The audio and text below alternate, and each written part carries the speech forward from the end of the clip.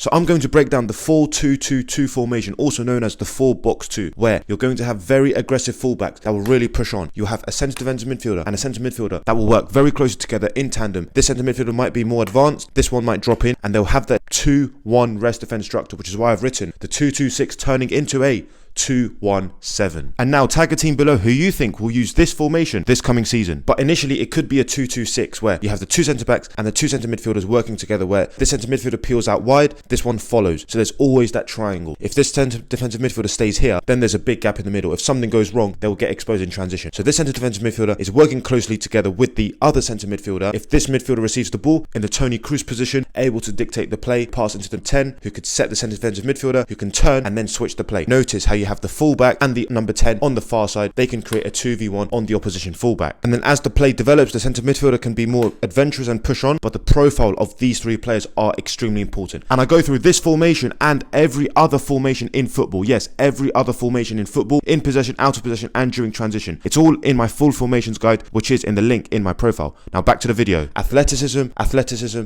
athleticism, dynamism, reading the game, because in transition, if the opposition find a way out into these spaces, it's about covering wide areas. But when you commit with 7 players, it's set up perfectly for the one and only counter-pressing structure, where if you lose the ball here, you have players in and around the ball in close proximity with the ball to win it back and start another attack. You can have the strikers dropping in and out, so one striker can drop in, one striker can make a run in behind. So the striker partnership here is extremely important, and it's about getting the number 10s in the pockets on the half turn, able to play forward. At times the number 10s might even drop deeper to receive the ball, and as they play it, they'll push up, receive it again, and they are at the heart of everything, along with the two centre midfielders. The success of this formation is dependent on these 4 midfielders working together, and then the fullbacks being aggressive, acting exactly like wingers, and then the 2 strikers working on different lines, being a menace to the opposition. And then defensively, very simply put, it's a 4-4-2. Fullbacks drop all the way back, and the number 10s drop into the right midfield, left midfield position respectively, and it's about limiting passes through the middle, so staying very compact, letting the play go out wide, and then having your pressing trigger when the pass goes out to the opposition fullback.